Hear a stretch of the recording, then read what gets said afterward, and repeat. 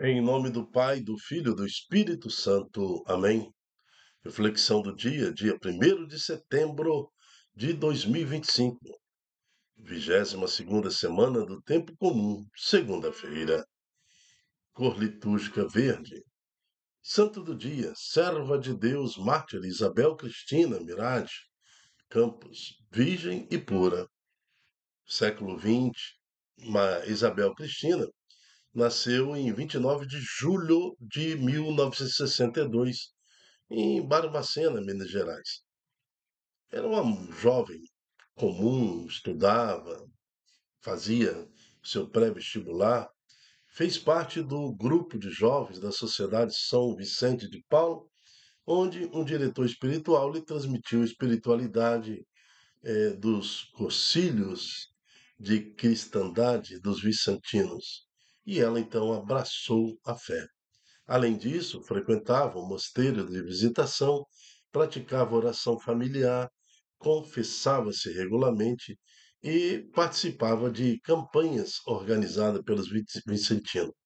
Até que no dia 1º de setembro de 1982, um homem foi montar um guarda-roupa no seu pequeno apartamento, para onde ela se mudara com o irmão, e tentou violentá-la. E ao defender aí a sua castidade, e oferecendo resistência, recebeu uma cadeirada, foi amarrada, amordaçada, e depois teve suas roupas rasgadas, mas continuou a resistir. Então foi quando foi morta sem piedade, com 15 facadas. Ó Isabel, foste fiel a Deus até as últimas circunstâncias, ofertando sua própria vida em defesa da castidade. Ensinai-nos a viver da mesma forma e valorizar este dom, o dom da castidade, para que através dele amemos a Deus sobre todas as coisas. Amém. Vamos ouvir com atenção a palavra de Deus. Leitura da primeira carta de São Paulo aos Tessalonicenses. Irmãos, não queremos deixar-vos na incerteza a respeito dos mortos, para que não fiqueis tristes como os outros que não têm esperança.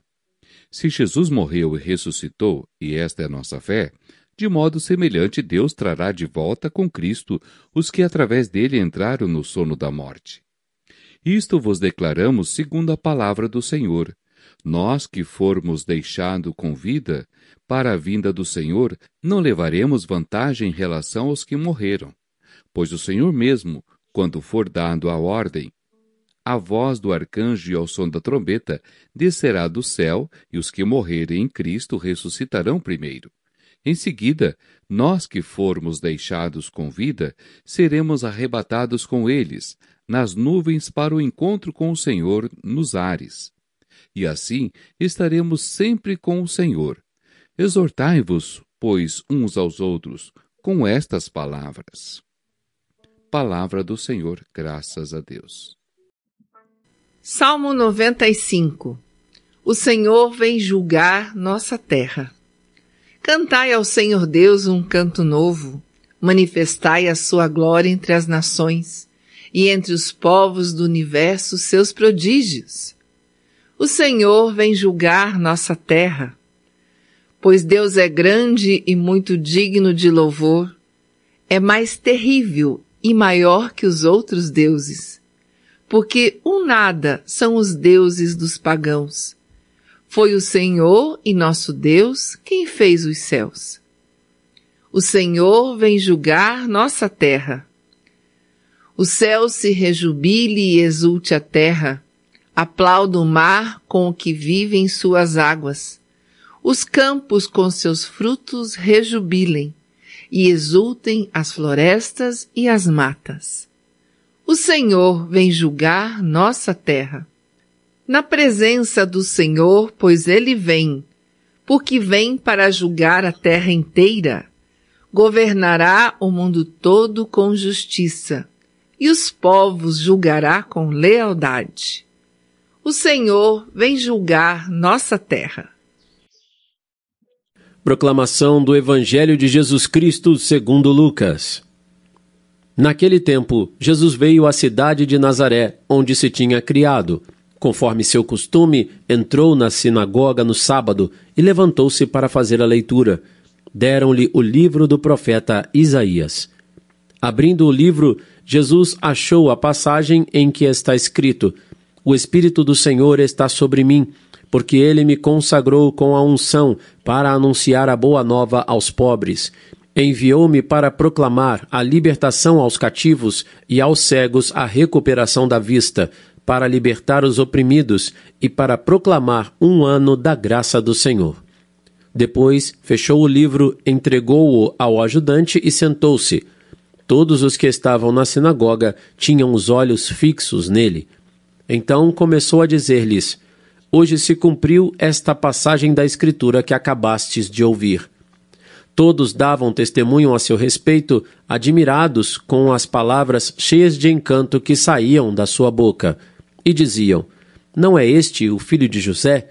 Jesus, porém, disse: Sem dúvida, vós me repetireis o provérbio: Médico, cura-te a ti mesmo. Faze também aqui em tua terra tudo o que ouvimos dizer que fizeste em Cafarnaum. E acrescentou: Em verdade eu vos digo que nenhum profeta é bem recebido em sua pátria.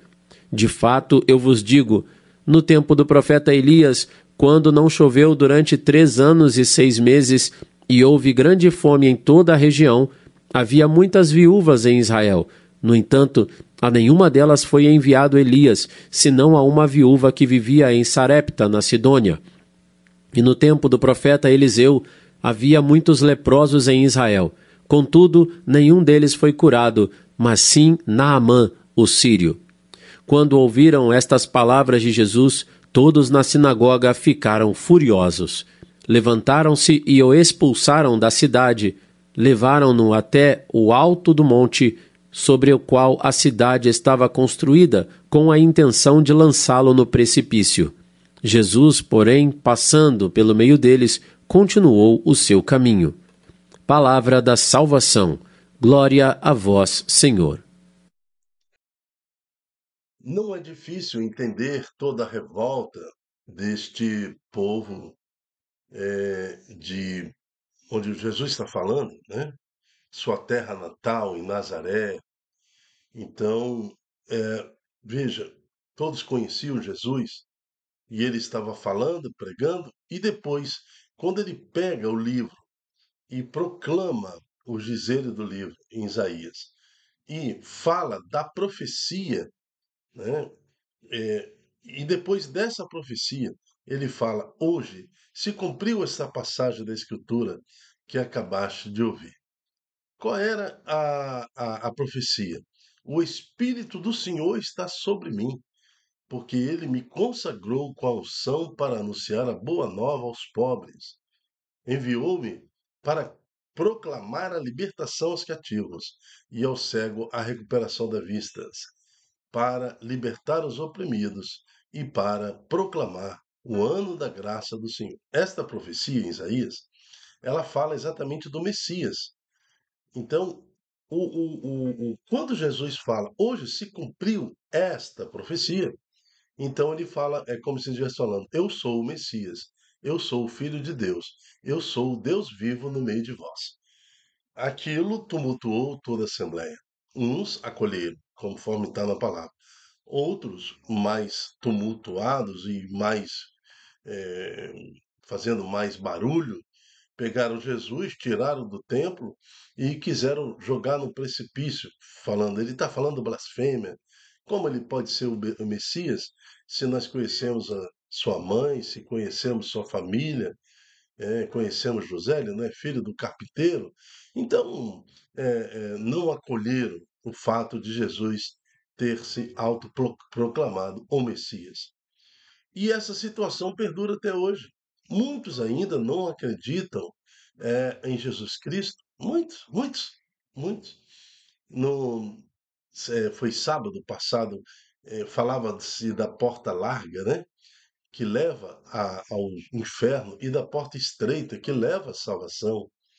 Então, muitos ainda estão no caminho desta porta de oportunidade neste mundão que leva à realização dos prazeres, né, do pecado como forma de conduta e que vai levar para os infernos. Porque a passar pela porta estreita exige de nós uma decisão. É aquilo que estava acontecendo. Alguns aceitaram, mas também ficaram omissos, ficaram em silêncio. Enquanto aqueles que não aceitaram a profecia de Jesus, pegaram Jesus, retiraram do templo e queriam matá-lo. Então, nós estamos diante de uma realidade. Qual é a realidade? É o que nos fala em 1 Tessalonicenses, capítulo 4. Todos nós vamos morrer. Irmãos, não queremos deixar-vos na incerteza a respeito dos mortos, para que não ficais tristes como os outros que não têm esperança. Mas Jesus morreu e ressuscitou. Esta é a nossa fé. De modo semelhante, Deus trará de volta com Cristo os que, através da morte, né, entregaram o sono a Deus. Então, todos nós seremos ressuscitados. Quando for dado a ordem aos arcanjos, quando for dado a ordem de Deus para a ressurreição, todos nós ressuscitaremos. Então, este é o dilema do que aconteceu no tempo de Jesus.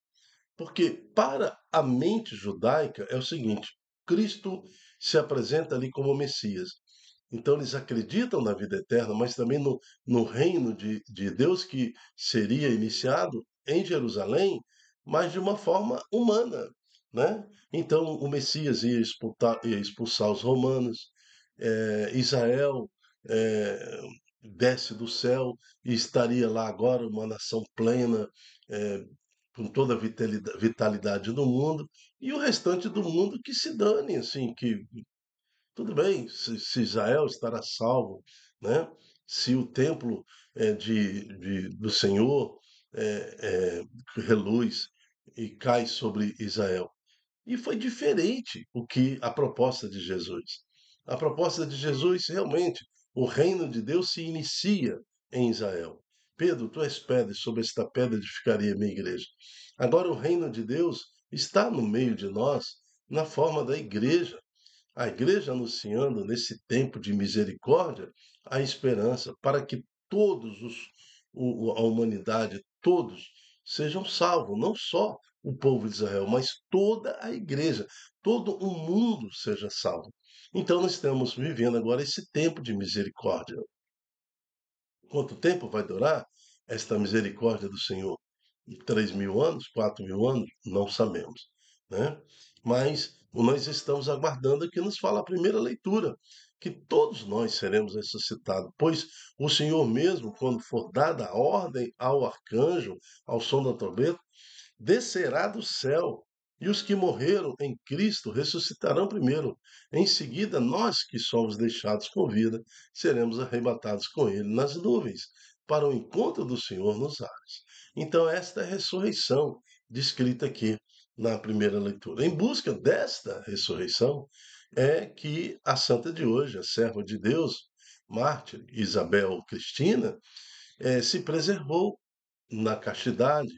Ela tinha certeza que vivendo, né, o caminho de santidade no Senhor, sendo uma pessoa normal, um jovem normal, né, ela tinha sonhos até talvez de se casar e tudo mais, embora tinha aquela vocação também já para se consagrar à vida religiosa, mas estava na dúvida, ainda estava na incerteza, porque ela saía, ela namorava, ela, ela tinha uma vida normal, normal, mas uma pessoa de extrema dedicação à santidade.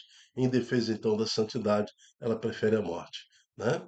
E, no caso, ela é levada à morte pelo seu algoz. Então, esse caminho de santidade reflete a consciência e esperança que se tem na ressurreição do Senhor.